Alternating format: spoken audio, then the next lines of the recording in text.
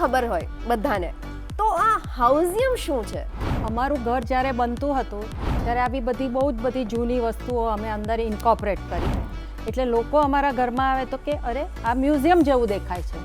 આ હાઉઝિયમની અંદર છે શું? લોક્સ પીકોક્સ તમે ઘર સજાવવાનું ચાલુ કર્યું, અજાણતા જ આ ઘર મ્યુઝિયમ જેવું બનવા માંડેલું હતું. કે જે ગમે ને એ તમે એના માટે ટાઈમ કાઢી શકો છો. એટલે અમને બંનેને આ વસ્તુ ગમે છે. ક્લોકનું કલેક્શન છે, તો હવે એ બધી ચાઇમિંગ ક્લોક્સ છે, એટલે એને ચાલુ રાખવી એક મોટો ટાસ્ક છે. કારણ મને નાનપણથી પઝલ્સમાં ઘણો ઇન્ટરેસ્ટ હતો. જ્યારે સ્કૂલમાં હતો, પછી મેડિકલમાં ગયો ત્યારે પણ હું વાયર અને નેલના પઝલ્સ સોલ્વ કરતો હતો. યુરોપિયન લોક કલેક્ટર મીટમાં હું ગઈ ત્યારે મેં એમ કીધું કે અહીંયા યુરોપ આવ્યા પછી કે તમને મળ્યા પછી મને એવું લાગે છે કે એને જે લાવ્યો છે અત્યાર સુધી એ વધારે મૂલ્યવાન છે મારી જ્વેલરી કરતાં. ગુડ મોર્નિંગ દર્શક મિત્રો, ગુડ મોર્નિંગ ગુજરાતમાં આપનું સ્વાગત છે. હું છું ખુશ્બુ ત્રિવેદી. તમે પેલી વાર્તા સાંભળી છે જેમાં એક શેઠ બહુ જ બધી તપસ્યા કરીને ભગવાનને પ્રસન્ન કરે છે અને વરદાન માંગે છે કે હું જે વસ્તુને અડું તેમાં પ્રાણ પુરાઈ જાય. આ તો બહુ જ જૂની વાર્તા છે અને રિસેન્ટલી વાત કરીએ તો એક મૂવી આવી હતી જેમાં સલમાન ખાનની મૂવી રેડીમાં પરેશ રાવલ મૂર્તિમાં પ્રાણ પૂરવાની કોશિશ કરે છે. યાદ છે? તમને થશે કે ખુશ્બુ આ સવારમાં તું મૂર્તિઓમાં પ્રાણ પૂરવાની વાત કેમ કરે છે? હું તમને કહી દઉં કે આજે આપણા સ્ટુડિયોમાં એવા જ એક નહીં પણ 2 ગેસ્ટ છે જે કપલ છે કે જેઓ સામાન્ય જીવનમાં તો જીવંત વ્યક્તિઓ સાથે કામ કરે છે, પરંતુ એમનું સામાન્ય જીવન પતે હોસ્પિટલની બહાર નીકળે એ પછી નિર્જીવ વસ્તુઓમાં પ્રાણ પૂરે છે. તમને બધી જ ગુથ્થી સુલઝાઈ જશે. તો ચાલો સૌથી પહેલાં મળીએ આજના celebrity couple doctor Hiren Shah અને ડૉક્ટર નમિતાને. Good morning sir, good morning ma'am. સ્વાગત છે સ્ટુડિયોમાં આપ બંનેનું. Thank you. તો મેમ, આજની આપણે વાતની શરૂઆત કરીએ તો મેં દર્શક મિત્રોને જેમ કીધું કે નિર્જીવ વસ્તુમાં પ્રાણ પૂરવાનું, તો તમારું જે ઘર છે એને તમે હાઉઝિયમ કહો છો. તો આ હાઉઝિયમ એટલે મ્યુઝિયમ ખબર હોય બધાને, તો આ હાઉઝિયમ શું છે? હાઉઝિયમ એટલે જેમ આપણે કહીએ એમ 2 વર્ડ્સ છે અંદર, એક હાઉસ અને એક મ્યુઝિયમ. અમારું ઘર જ્યારે બનતું હતું ત્યારે આવી બહુ જ બધી જૂની વસ્તુઓ અમે અંદર ઇન્કોર્પોરેટ કરી, એટલે લોકો અમારા ઘરમાં આવે તો કે અરે આ મ્યુઝિયમ જેવું દેખાય છે. એટલે અમે ત્યારે એમ જવાબ આપતા હતા કે હા, પણ એ મ્યુઝિયમમાં અમે રહીએ છીએ. એટલે મેં ને મારા હસબન્ડે નક્કી કર્યું કે આપણે કેમ નહીં આ ઘરનું નામ જ હાઉઝિયમ આપીએ. હાઉસ પ્લસ મ્યુઝિયમ એટલે હાઉઝિયમ. ઓહ વાહ! એટલે ત્યારથી અમે ઘરને અમે હાઉઝિયમ કહીએ છીએ. ઓકે, એટલે તમે પોતાના રસથી અમુક વસ્તુઓ લાવ્યા અને પછી મ્યુઝિયમ જેવું દેખાતું હતું અને પછી યુ ક્રિએટેડ અ હાઉઝિયમ. બહુ જ ઇન્ટરેસ્ટિંગ ઘટના છે. તો સર, હવે મને એ પ્રશ્ન થાય તો આ હાઉઝિયમની અંદર છે શું? આ હાઉઝિયમ બેસિકલી અમે જ્યારે બનાવવાનું ચાલુ કર્યું હતું 95 to 99 ઓલમોસ્ટ 4 વર્ષ લીધેલા હતા. અને અમે એવો થીમ રાખ્યો હતો કે બધી જ ફ્રન્ટ ફસાડ છે બ્રિટિશ કોલોનિયલ હાઉસ, જે ઓલમોસ્ટ 100 વર્ષ જૂનું એનું રચના હતી, એ અમે એને ઓપ આપવાનો ટ્રાય કર્યો. પછી ઘરની અંદર જે સેન્ટ્રલ સ્ટ્રક્ચર એલિમેન્ટ્સ હતા, બારી, દરવાજા, થાંભલા, સીલિંગ્સ, રેલિંગ્સ, ઇવન ઇલેક્ટ્રિક ફિક્ચર્સ, આ બધું અમે રજળપાટ કરીને બહારથી લાવ્યા, એ ઊભું કર્યું વચ્ચે અને એની આજુબાજુ જાણે કે ઘર બનાવ્યું હતું. ઘર બનાવ્યા પછી પણ અમને એને થીમ આપવું હતું, તો શરૂઆતમાં મેં એક થીમ શોધી કાઢ્યું.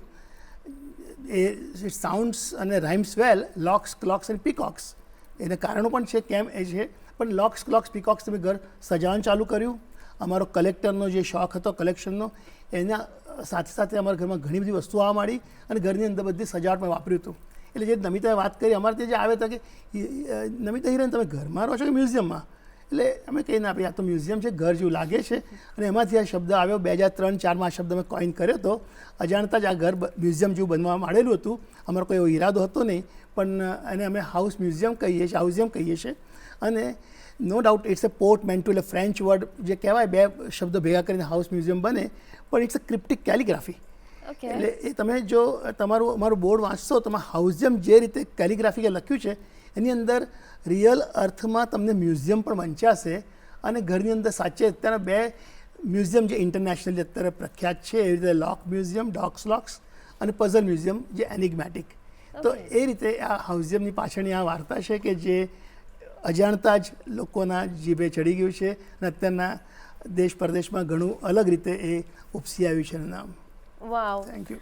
તો સર, તમને સ્ટેમ્પ કલેક્ટ કરવાનો ક્યારેક શોખ હતો, રાઈટ? તો સ્ટેમ્પ કલેક્શનથી માંડીને અત્યારે તમે આટલા લોક્સ કલેક્ટ કર્યા છે કે પછી આટલી પઝલ્સ કલેક્ટ કરી છે, તો એ જર્ની કેવી રહી અને how did you start this hobby or passion? Stamps collection તમારો નાનપણનો શોખ હતો. 10-11 વર્ષની ઉંમરે અમારી બાજુમાં એ વખતે ઈસ્ટ આફ્રિકાના સ્ટુડન્ટ્સ રહેતા હતા અને એ લોકો મને એમની સ્ટેમ્પ્સ આપતા હતા અને એ બહાને મારે સ્ટેમ્પ્સ કલેક્શનનો શોખ જાગ્યો. કદાચ મારા ક્રોમોસોમમાં જ કંઈ ખામી હશે, કલેક્ટર્સ મારું હશે માઇન્ડસેટ.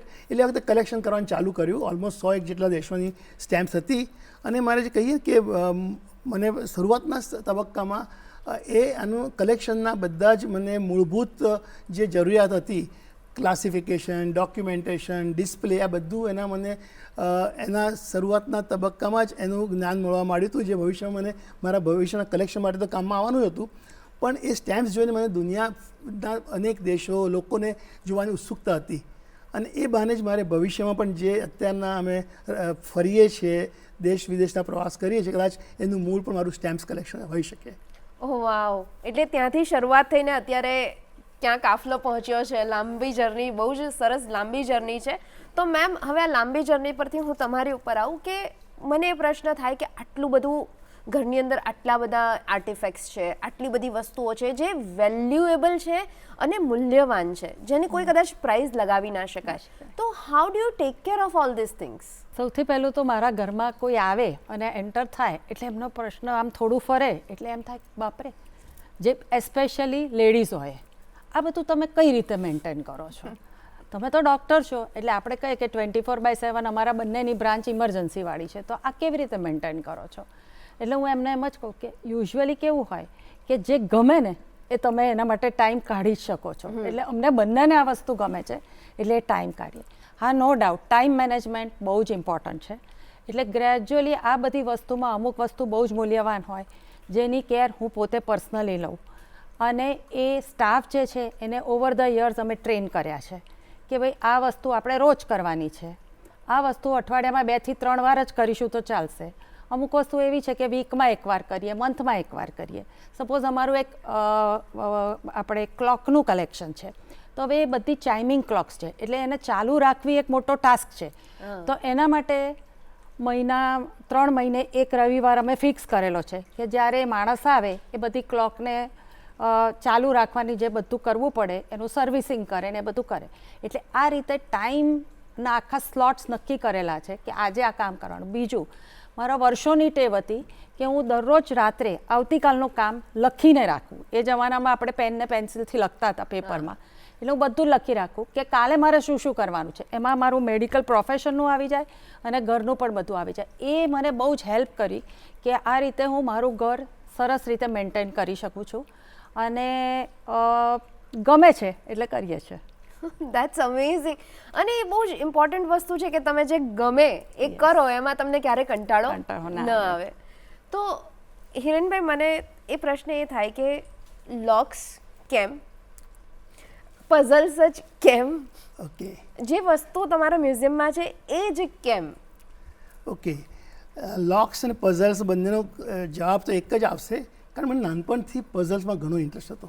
જ્યારે સ્કૂલમાં હતો, પછી મેડિકલમાં ગયો, ત્યારે પણ હું વાયર અને નેલના પઝલ્સ હોય સોલ્વ કરતો હતો. બોમ્બે ફોર્ટ એરિયામાં રસ્તાઓ બેઠેલા લોકો હોય અને એ લોકો આ બધા પઝલ્સ વેચતા હોય. હું જાઉં તો એ લોકોને એવું હોય કે તમે જો ખરીદવા હોય તો 10 રૂપિયાનું, તો તમને એની ટ્રીક કહે અને જો તમે જાતે ખોલી શકો તો તમને એ ફ્રી આપે. અને પછી તો એવું થવા માંડ્યું કે હું જાઉં, હું ટ્રાય કરું, ખોલી દઉં, એટલે એ લોકો મને મફત આપવું પડતું હતું. એટલે પછી ઘણી વખત મને દૂરથી જુએ, મારે આ હાઇટના હિસાબે લાંબો માણસ અહીંયા ના જોઈએ એમ કરીને મને દૂર કરતા હતા. પણ એ વખતે મને પઝલ્સ ચેલેન્જીસ આ બધા ગમતા હતા. ઇવન પછી એક ક્રોસવર્ડ્સ હોય, પછી સુડોકુ જ્યારે આવ્યું એ ચાલુ કર્યું હતું.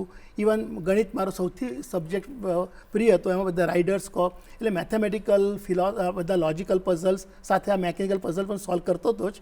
અને જ્યારે મેં ઘર બનાવવાનું અમે લોકોએ ચાલુ કર્યું ત્યારે મને લાગે 97 એવો એક વર્ષ હતું કે જ્યારે બધે બહુ જ બહાર ફરતા હતા બધી વસ્તુ શોધવા માટે, બારી બારણા, આવી જે વસ્તુ અમારે ઘર બનાવવાની જરૂર પડશે એ બધી વસ્તુમાં. અને એ વખતે અમે બાબરામાં એક કોઈ ડીલરના ત્યાં ગયા હતા અને ત્યાં અમે થોડી વસ્તુઓ જોઈ, કંઈ પસંદ ના પડી, પણ મારી નજર એના કેબિનેટમાં પડી અને એક લાંબુ લોખંડની વસ્તુ હતી જે તાળું હતું. એટલે મેં એને પૂછવાનું ચાલુ કર્યું કે આ ભાઈ આ શું છે, તાળું છે કે શું, પણ અમે કંઈ વસ્તુ ખરીદી હતી એટલે બહુ ઇન્ટરેસ્ટ હતો નહીં એને. તો મેં મારી પૂછપરછ ચાલુ રાખી, મેં ખોલું જોઉં તો કે ના સાહેબ જો સંભાળજો, અંદર પેલું અણિયાળા છે કે વાગી તમારું ઓપરેશન પણ નહીં કરી શકો તમે, આમ તેમ કરીને થોડું એવોઇડ કરતો હતો. તો મેં ઇન્સિસ્ટ કર્યું એટલે ના પડી શક્યો, બહાર કાઢ્યું મેં. એટલે મેં પૂછ્યું એની કિંમત કેટલી છે, મને ગમી વસ્તુ. તો કહે છે કે સાહેબ આ બહુ અઘરું છે, તમારું કામનું નથી, અને જો કિંમત તો રહેવા બહુ મોંઘી પણ છે, પણ જો તમે જાતે ખોલી શકશો તો તમને ગિફ્ટ આપીશ. અને to his surprise and my greater surprise મેં ખોલ્યું અને લિવિંગ ટુ હિઝ વર્ડ્સ એને મને ગિફ્ટમાં આપી અને મારું એ પહેલું ટ્રોફી લોક તરીકે ચાલુ થયું.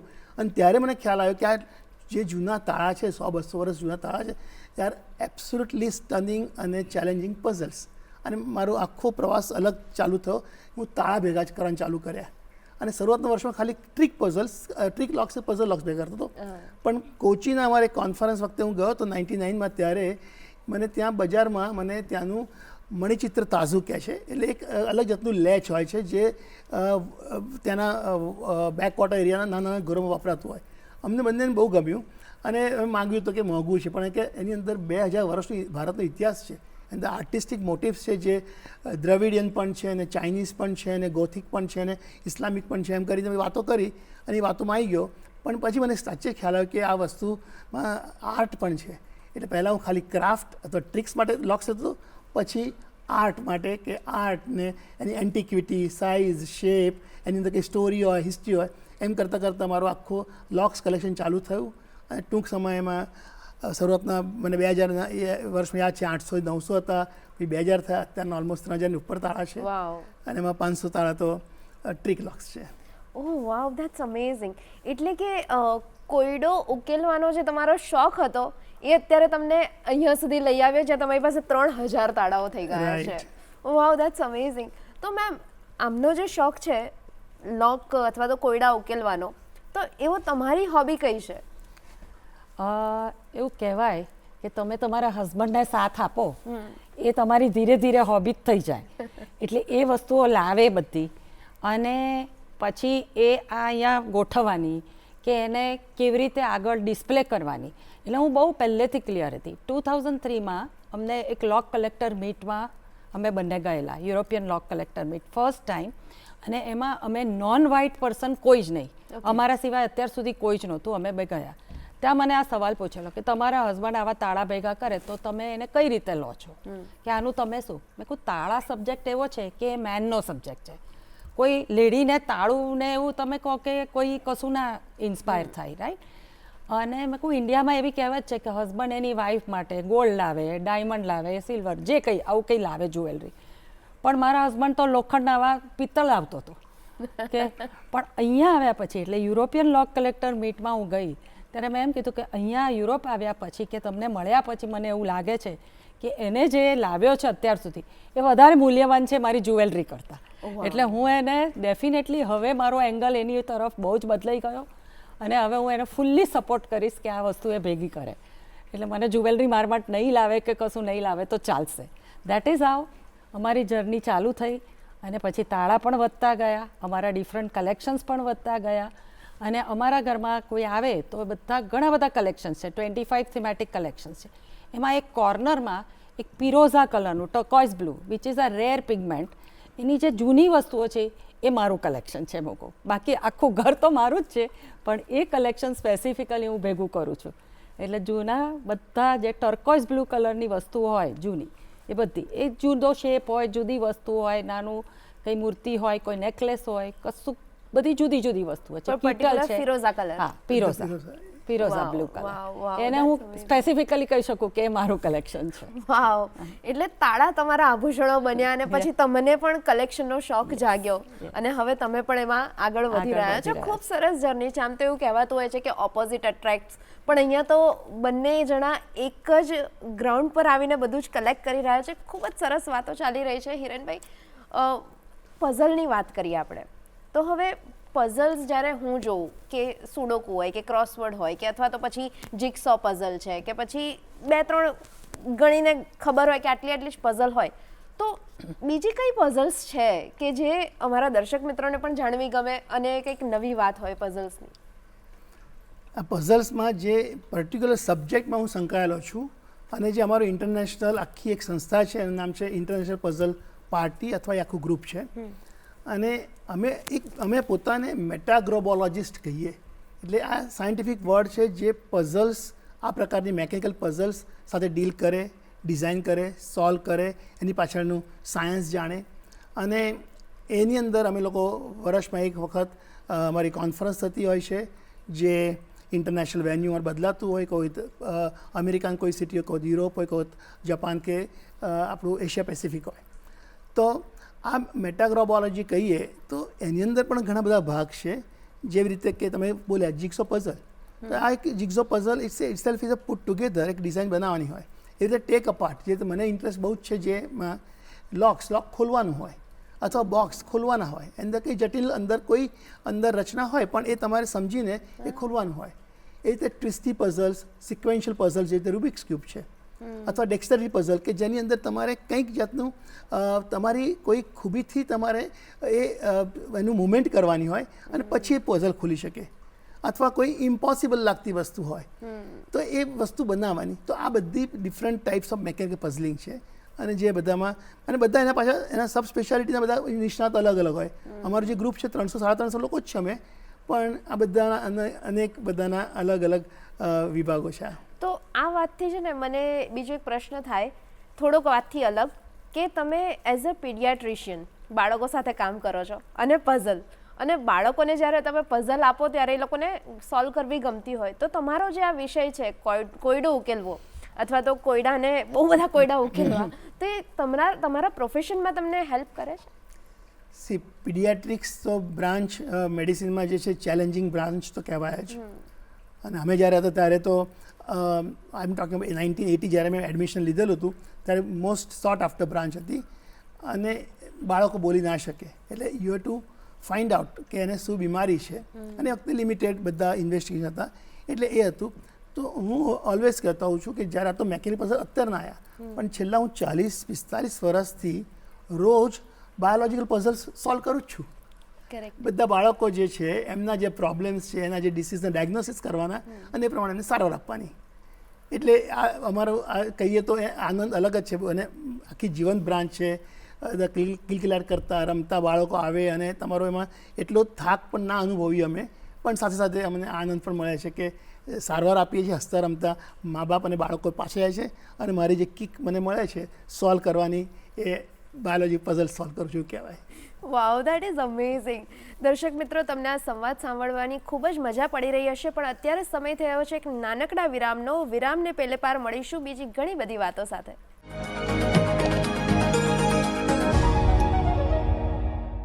દર્શક મિત્રો, ગુડ મોર્નિંગ ગુજરાતમાં ફરી એકવાર આપ સૌનું સ્વાગત છે. અને આપણે વાત કરી રહ્યા છે doctor couple, celebrity couple doctor Hiren Shah અને ડૉક્ટર નમિતા સાથે.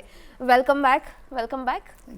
તો દર્શક મિત્રો, આપણે ઘણી બધી હાઉઝિયમની વાત કરી, આર્ટિફેક્ટની વાત કરી, પણ હવે એક નવા વળાંક તરફ શોને લઈ જઈએ. આપણે વાત કરીએ એમના ટ્રાવેલિંગ વિશે, એમના ફોટોગ્રાફીના શોખ વિશે, અને as a mother, as a father, as a couple, how they are managing આટલી બધી બિઝી લાઈફની અંદર, એ બધી જ આપણે વાતો કરીએ. તો શરૂઆત કરીએ ડૉક્ટર નમિતા તમારાથી. તો મેમ, સ્ત્રી તરીકે પણ ઘણું અઘરું થતું હોય જ્યારે તમારા 3 બાળકો હોય. હવે તો મોટા થઈ ગયા, પણ જ્યારે નાના હશે, સાથે સાથે તમારું busy profession as a gynaecologist, તમારે ઘણા બધા લોકોને સતત મળવાનું હોય, 24 કલાક ઇમરજન્સીમાં હોવ તમે, અને ઘર પણ મેનેજ કરવાનું, પોતાનું પ્રોફેશન મેનેજ કરવાનું, એક સ્ત્રી તરીકે, એક પત્ની તરીકે, એક મા તરીકે, એક વહુ તરીકે અને એક હ્યુમન બિંગ તરીકે. How did you manage in those years? અઘરો ક્વેશ્ચન છે, પણ ઇઝી છે કે દરેક ફિમેલની લાઈફમાં આ બધી સ્ટેજીસ આવે જ છે.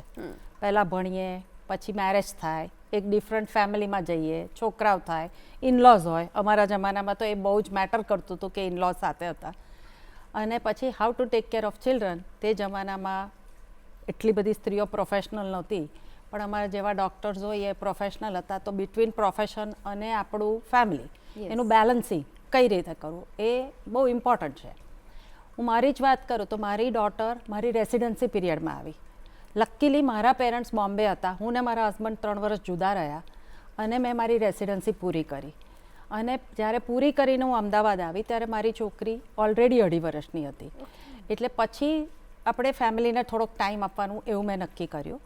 અને એ વખતે હું પોતા માટે IVF ટ્રેનિંગમાં જવાની હતી, પણ ત્યારે ખબર પડે છે કે ફરીથી હું પ્રેગ્નન્ટ છું ને એ પણ ટ્વિન્સ છે.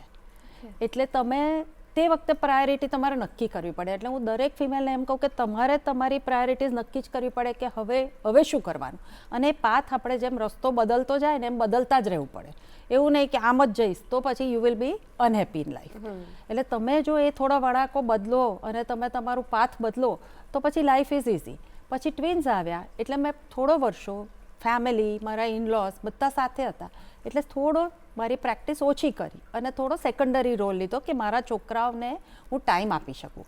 આપણા છોકરાઓ છે તો એને આપણે જ ટાઈમ આપવો જોઈએ. Correct. પછી આપણે એ જવાબદારી આપણા ઇનલોસને કે એમને ના અપાય એવું મારું માનવું છે.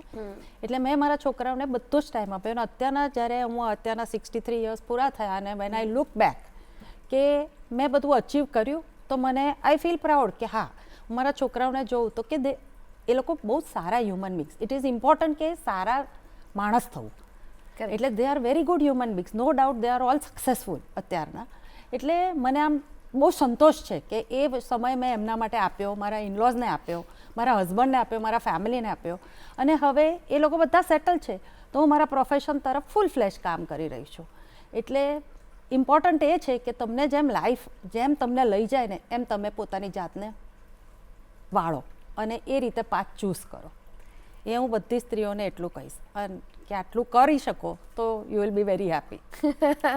That's amazing. અને અત્યારે તમે રોબોટિક સર્જરી કરી રહ્યા છો, રાઈટ? તો રોબોટિક સર્જરીનો કોઈ તમારો અનુભવ રહ્યો હોય જે તમને યાદ રહી ગયો હોય એવું કંઈ? લકીલી 2015માં મેં ઝાયડસ હોસ્પિટલ જોઈન કરી. ઝાયડસ હોસ્પિટલમાં લગભગ 2019-20માં રોબોટ આવ્યો અને અમને ગાયનેકોલોજિસ્ટને કહ્યું કે તમને જો કરવું હોય તમારી બિનાઇન સર્જરીઝ તો તમે એનું ટ્રેનિંગ લઈ શકો. હવે એવું લાગ્યું કે હવે 60 વર્ષ થયા, ક્યાં આવું કરવું, લોકો રિટાયર થાય, પણ કંઈક નવું કરવાની હવે આપણે ફ્રી છીએ, થોડું કરી શકીએ એમ છે તો કેમ નહીં કરવાનું. અને લકીલી મારા હસબન્ડનો સાથ હતો કે કરને, શીખને, એવી રીતે. એટલે હું શીખી અને એમાં બહુ જ આનંદ મળે છે. અને કરવા માટે એમ થાય કે ચેલેન્જ તરીકે એક્સેપ્ટ કરો કોઈ પણ લાઈફને, કોઈ પણ વસ્તુ, અને મજા આવે છે અને કરીએ છીએ. તો પછી હવે એનું ટ્રેનિંગ પતી ગયું છે એટલે હવે અમે કરી શકીએ છીએ અને ઇટ ઇઝ વેરી ગુડ કે અમે એ એક્સ્ટ્રા પેલું પેશન્ટને આપી શકીએ છીએ એ ફેસિલિટી. That's amazing. તો આખી ઘટના લાઈફમાં ટ્રાવેલ કરવાની જ હોય તો આપણે આવીએ ટ્રાવેલની વાત ઉપર કે દરેક સ્ટેજ ઉપર ક્યાંક ને ક્યાંક ટ્રાવેલ હોય, પણ તમે તો લિટરલી બહુ જ બધું ટ્રાવેલ કરો છો, ઇન્ટરનેશનલ આટલા બધા કન્ટ્રીઝ ફરો છો. તો તમારા ટ્રાવેલના ફંડા શું છે અથવા તો ટ્રાવેલથી તમને ક્યાં ક્યાં ફાયદો થાય છે? બેસિકલી મેં કહ્યું તે સ્ટેમ્પ્સ કલેક્શનથી એ વખતે જે કીડો હતો, ટ્રાવેલ બગ અમારો, એ પછી એક વખત પ્રેક્ટિસમાં સેટ થયા, ખ્યાલ આવ્યો કે મારી આખી જિંદગી કે મારો આખો સમય ઇવન બાળકો આવ્યા પછી પણ 24માંથી 18 કલાક હોસ્પિટલ જતી હતી. તો ત્યારે મેં નમિતા નક્કી કર્યું કે આપણે દુનિયા તો જોવી છે અને આ રીતે હું પ્રેક્ટિસ કર્યા કરીશ. પીડિયાટ્રિક પ્રેક્ટિસ તો ઇમરજન્સી બ્રાન્ચ. તો વી ડિસાઇડેડ કે ચલો થોડું પ્રેક્ટિસ રીસ્ટ્રક્ચર કરું, વર્કિંગ અવર્સ રીડિફાઇન કરું. અને ત્યારે મેં નક્કી કર્યું કે દર વર્ષે થોડો સમય ફાળવીશું. અને લિટરલી છેલ્લા 30 વર્ષથી 95-96 મને યાદ છે ત્યારથી અમે લોકો દર વર્ષે 6 થી 8 અઠવાડિયા અમે પહેલાં પ્લાન કરીને રજાઓ લઈએ અને શરૂઆતમાં નજીકના આપણા ભારતના જગ્યાઓ હજુ પણ બધે ફરીએ છીએ અને દેશ વિદેશ અમે ફરતા રહ્યા. મારા જે શોખ હતા એના હિસાબે મને અલગ અલગ ઓફ બીટ પ્લેસીસમાં જવાનો ચાન્સ મળતો ગયો. ત્યાં મિત્રો બનતા ગયા, જે મિત્રો પણ તમને અલગ જગ્યા લઈ જાય અથવા તમને સલાહ આપે, એના હિસાબે નવા મિત્રો બને. પણ સૌથી ઇમ્પોર્ટન્ટ અમને એવું લાગે જ્યારે બાળકો નાના હતા ત્યારે એ લોકોની અમે સાથે બધી જગ્યાએ લઈ જતા. અને એ વખતે એમની સાથે અમે જે ટાઈમ આપ્યો હતો કે એ અમારું જે બોન્ડિંગ હતું ને દેટ વોઝ ઇનક્રેડિબલ. હજુ પણ જ્યારે બધા ભેગા થઈને હસી મજાક કરતા હોઈએ તો એ વખતના નાના પ્રસંગો એ હજુ યાદ કરીને એટલો જ અમને હજુ પણ આનંદ મળતો હોય છે. તો એ અને એવું લાગે કે એમના ફોર્મેટિવ યર્સમાં અમે એમને જે એક્સપોઝર આપ્યું that is one of the best education we could give. Of course themselves are achievers, they have now enjoying very good positions with qualifications અને સારી જિંદગી જીવે છે, પણ એ વખતનો પ્રવાસ એમની સાથેના વિતાવેલો સમય એ તો મહત્ત્વનું હતું. નો ડાઉટ ટ્રાવેલ તમને આનંદ આપે છે અને ફન સાથે હું એજ્યુકેશન કહેતો હોઉં છું. અને પ્લસ સૌથી વધારે મને ફાયદો થયો ટ્રાવેલનો ફોટોગ્રાફી. આ શોખ મેં શરૂઆતમાં તો મારા બાળકોના વિકસિત વર્ષોમાં એમના ફોટોગ્રાફ લેવાનો કર્યો, પણ ટ્રાવેલ કરવાનું ચાલુ કર્યું મને ખ્યાલ આવ્યો કે it gives me more opportunity. એટલે મારા I started sharpening my skills in travel photography. જે જગ્યાએ જવાના હોય, ધારો કે અમે 2003માં ઈસ્ટ આફ્રિકા ગયા, વાઇલ્ડ લાઈફ ફોટોગ્રાફી મારે કરવાની હતી, તો I took lessons on the New York school of photography. વખતે ડિજિટલ લેસન્સ લીધા. સમય બદલાતો ગયો શોખમાં અથવા ફોટોગ્રાફીમાં મારો પેટર્ન બદલાતો ગયો. Now I call myself as a travel or street photographer. જેને મને હ્યુમન ઇમોશન્સ, લોકોના જે બધાના એમના જે પ્રતિભા હોય એ મને કેમેરામાં કેદ કરવા ગમે છે, અને સાથે સાથે આખો એક ટ્રાવેલર પણ બનતો જાય છે. તો એ ફોટોગ્રાફી મારી સાથે સાથે આ ટ્રાવેલ થતી ગઈ. પહેલાં હું ટ્રાવેલ કરતી વખતે ફોટોગ્રાફી કરતો હતો. હવે ફોટોગ્રાફી કરવા માટે અમે સ્પેશિયલ ડેસ્ટિનેશન ટ્રાવેલના શોધતા હોય કે ફક્ત ત્યાં જઈને ફોટોગ્રાફી જ કરવી છે, ફોટોગ્રાફર ફ્રેન્ડ સાથે જ જવું છે. અને ફોટોગ્રાફીથી પછી અમે લોકો ઘણી વખત અહીંયા લોકો સાથે શેર કરીએ, ન્યૂઝપેપર કોલમ્સ લખતા હતા, મેગેઝિન સ્ટ્રાલ મેગેઝિનમાં સ્ટોરીઝ આપવાનું ચાલુ કર્યું, ઇવન એક્ઝિબિશન્સ કરવાનું ચાલુ કર્યું. એટલે આ બધી જ મારી એક્ટિવિટી પ્રવૃત્તિ છે ટ્રાવેલથી ચાલુ થઈ, ટ્રાવેલને કંઈક આગળ લઈ જાય છે, અને એ અમારો એક શોખ અતિશય સિરિયસલી આગળ વધી રહ્યો છે. વાવ, અત્યારે છે ને સ્ટેકેશન બહુ જ શબ્દ પ્રચલિત થયો છે, તો તમે કદાચ ફોટોકેશન કરો છો. હા, એક્ઝેક્ટલી, એબ્સોલ્યુટલી. બહુ જ સરસ વાત છે. અને તમે જેમ કીધું કે ટ્રાવેલિંગે તમારા ફેમિલીને એક સરસ બોન્ડ આપ્યું, તો એઝ અ હસબન્ડ વાઈફ તમે બંને બહુ જ બિઝી રહો છો, 24 કલાક ઇમરજન્સી ડ્યુટીમાં હો છો, આટલું બધું કામ કરો છો, તો તમે એકબીજા સાથે કેવી રીતે બોન્ડિંગ રાખો છો ને how travel helps in that? તમે બહુ મજાનો પ્રશ્ન પૂછ્યો, કારણ હમણાં જ મેં હસી મજાકમાં જઈને કીધું કે અમારું મેરિડ લાઈફ તો અમે જ્યારે ટ્રાવેલ કરીએ ત્યારે જ થાય છે. બાકી તો અમે બંને એટલા બિઝી હોય, નમિતાનું એટલું બિઝી શેડ્યુલ હોય છે. હું તો મારી પ્રેક્ટિસનો ટાઈમિંગ, વર્કિંગ અવર્સ ઓછા કર્યા છે, અને મારા બાકી બધા એક્ટિવિટીઝ, મારા જે બધા જે છે હોબીઝ, એની સાથે વધારે ટાઈમ આપું છું. પણ travel puts you in a very different position, situations challenging થઈ જાય. ફોર એક્ઝામ્પલ, અત્યારે અમે ગયા હતા, અમે લોકો ગયા મહિનામાં 3 દેશ જવાના હતા. એમાંનું કોલંબિયા હતું, કોસ્ટારિકા હતું અને ઇક્વાડોર હતું. અમને લાગ્યું કે ઓન નેટ એવું મળ્યું જાણવા કે તમને વિઝા ઓન અરાઇવલ છે. જ્યારે ફાઇનલ ડેટ નજીક આવી અને ત્યાંના ટ્રાવેલ એજન્ટ સાથે વાત ત્યારે ખબર પડી કે તમારે એમાં વિઝા માટે એપ્લિકેશન કરવાનું હોય, અને ઇટ ટેક્સ ઓલમોસ્ટ 6 વીક્સ. અમે બધું બુકિંગ ત્યાં કરી નાખ્યું હતું, હોટેલ્સ બુકિંગ હતું, બધું હતું.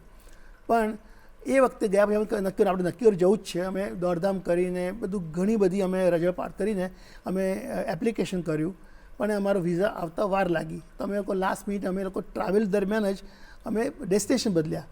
કારણ કે આજે અમારે પનામા જવાનું છે, એના બદલે અમે લોકો કોસ્ટારિકા ગયા, અને ત્યાં અમે 2 ને બદલે 4 દિવસ કાઢ્યા, જસ્ટ ઇન ધ હોપ કે વિઝા આવે. અને વિઝા આવી ગયો, પણ અમે જે જવાની તારીખ હતી એના અઠવાડિયા મોડો આવ્યો, પણ વી રિવાઇઝ અવર પ્લાન્સ અને છેલ્લે પહોંચી ગયા. બહુ મજાની ટ્રીપ થઈ. પણ આ દરમિયાન અમારા બંનેનું એકબીજાને સપોર્ટ આપતા હતા, એકબીજાનો પેશન્સ, પરસિસ્ટન્સ. અને મારા કરતાં મેં તો હોપ્સ છોડી દીધી, પણ નમિતા કહે ના, આપણે જવું છે, અહીંયા સુધી આવ્યા છે, આટલે જ દૂર, અમદાવાદથી ઓલમોસ્ટ 15,000 કિલોમીટર દૂર છે જગ્યા, અને અમે લોકો 20 કલાકની ફ્લાઇટ પછી ત્યાં પહોંચ્યા હતા. તો આપણે ફરી નહીં થાય, તો આપણે ગમે તેમ કરીને.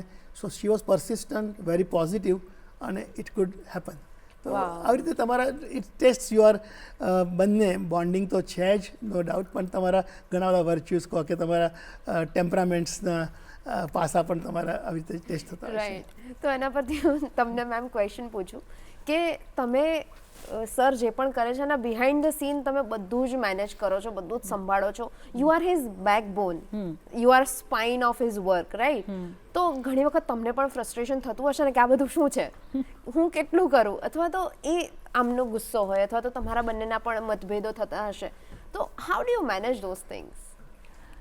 જેમ તો આપણે કહીએ ને કે ઘર હોય તો 2 વાસણ ખખડે, એટલે હસબન્ડ વાઈફ વચ્ચે આર્ગ્યુમેન્ટ્સ થાય, બધું થાય, પણ એ આર્ગ્યુમેન્ટ્સમાંથી તમે હંમેશા કંઈક શીખો છો, અને એ આર્ગ્યુમેન્ટ જ્યાં તમે બેઠા છો ત્યાં જ પતાવી દેવાની. એ મેં નક્કી કર્યું છે કે એને કેરી ફોરવર્ડ નહીં કરવાની. હું કેટલે બધા છોકરીઓને હું ડીલ કરું છું વિમેન સાથે, એટલે હું જોઉં છું અમે તો બંને બોલતા જ નથી 1 વીક સુધી, કારણ કે કંઈક ઝઘડો થયો. મેં કહું ના, અમે તો બંને ઝઘડો તે મિનિટે ના બોલીએ, પણ વિધિન 1 અવર વી સોલ્વ અવર પ્રોબ્લેમ્સ. એટલે ત્યાં ને ત્યાં જ મેટરને સોલ્વ કરતાં શીખવું પડે. અને એકબીજાને બેઝિકલી હું એવું માનું કે હસબન્ડ વાઈફમાં જેમ હું મારા હસબન્ડને રિસ્પેક્ટ કરું તો એને પણ મારા માટે એટલું જ રિસ્પેક્ટ છે. એટલે જ્યારે આ વસ્તુ અને તમારું એ સચવાઈ જાય છે ને ત્યારે બીજું બધું જસ્ટ ફોલોસ. અને થોડુંક ગિવ ઇન એડજસ્ટમેન્ટ, આપણું ટોલરન્સ, આ બધું જો કરી શકાય તો બહુ વાંધો કશો આવતો નથી. અને એકબીજાને સાથ આપીને યુઝ્યુઅલી અમે અમારું સોલ્યુશન લાવી દઈએ છીએ. હું મારી રીતે આખું સ્ટડી કરું, એવી રીતે સ્ટડી કરીએ. We sit down on the table અને અમે નક્કી કરીએ કે okay this is the path now we are going. એવી રીતે. વાવ. અને દિવસમાં જનરલી 24 કલાક જ હોય, એની અંદર આટલું બધું કરવાનું હોય અને તમે બહુ જ બ્યુટિફુલી મેનેજ કરો છો. તમે બહુ જ સરસ રીતે કામ કરો છો. ફોટોગ્રાફી, ટ્રાવેલિંગ, પેશન્સ, આર્ટિફેક્ટ, આટલું બધું મેનેજ કરવાનું 24 કલાક ઓછા નથી પડતા? બસ આવો જ કોઈ પ્રશ્ન કોઈકે પૂછ્યો તો 20 વર્ષ પહેલાં, અને હસતા હસતા મેં જવાબ આપ્યો કે 24 કલાક ઓછા પડે છે એટલે અમારી જિંદગીમાં તો 2500 કલાક છે. વાવ. અને કદાચ એ વખતે ઇમ્પલ્સિવ સૂજ્યું, અથવા એ વખતે જસ્ટ હોલિવૂડનું મૂવી આવ્યું હતું 25th અવર કરીને, અને that was on different line, thriller હતું. પણ એ વખતે મારા મગજમાં શબ્દ વાક પ્રયોગ રમતો હશે મેં તો અમારા લાઈફમાં તો 2500 કલાક છે. અને એ હસી મજાકમાં કહેલી વાત એક મારા કોઈ પછી તો એટલું બધું પ્રચલિત થઈ ગઈ કે જે અમારી ભવિષ્યની ઓળખ બની ગઈ. અને ન્યૂઝપેપરમાં એના ટાઇટલ્સની સાથે, હેડલાઇન સાથે એને સ્ટોરી આવવા માંડી. મેં મારા ફોટો એક્ઝિબિશન આઈએમમાં કર્યું, તેનું ટાઇટલ મેં અવર 25th આપ્યું હતું. મારો બ્લોગ જે છેલ્લા 2008માં મેં ચાલુ કર્યો, પછી બહુ લાંબો નહોતો ચલાવ્યો, પણ એ મારો અવર 25th અવર ઉપર જ હતો. અને ઘણી બધી જગ્યાએ અત્યારના અમારો 2500 કલાક, આ એક અમે એક આપણે જાણીએ છીએ પરિકલ્પના છે, આ એક અવાસ્તવિક છે. પણ અમે એને એક સિમ્બોલિકલી એવી રીતે એને કલ્પના કરેલી છે કે અમે જે બધું 24 કલાક be both are committed to a profession, patients, કારણ બંનેની ઇમરજન્સી બ્રાન્ચ છે, એની ઓડ અવર્સ અમને ફોન આવી શકે. પણ એમાંથી સમય શોધીને, ખોળીને અથવા ચોરીને અમે જે આખું મલ્ટીટાસ્કિંગ કહો, ટાઈમ મેનેજમેન્ટ કહો, ઇવન એક નવી ફ્રેઝ છે વ્હાઇટ સ્પેસ ઇન લાઈફ, એમાંથી થોડું મેન્યુઅરિંગ કરીને તમે જે સમય વાપરો છો તમારા કોઈ મનગમતી પ્રવૃત્તિ માટે અથવા હોબી માટે, શોખ માટે, તો એ જે છે એને અમે 2500 કલાક કરીએ, જેમાં તમને અતિશય આનંદ મળે છે, એક તમને સંતોષ પણ મળે છે મેં કંઈક નવું કર્યું. અને હું બધાને કહેતો હોઉં છું કે બધા લાઈફમાં એકાદો શોખ તો કેળવવો જોઈએ જ. અને બને ત્યાં સુધી જ્યારે 40 વર્ષની ઉંમર હોય તો થોડા સ્થિર થવા માંડ્યા પ્રોફેશનમાં, ફાઇનાન્શિયલી થોડી સ્ટેબિલિટી આવી હોય ત્યારે જલ્દી ચાલુ કરવો જોઈએ. નિવૃત્તિ સુધી રાહ ના જોવી જોઈએ. અને હસતા હસતા કહો, અમે બંને તો 40 વર્ષે જ ઓલમોસ્ટ રિટાયર થઈને જે કરતા હતા, કરવાની વસ્તુ અમે 40 વર્ષથી જ કરવાની ચાલુ કરી હતી, જેને અમે 2500 કલાક કહીએ છીએ. That's amazing.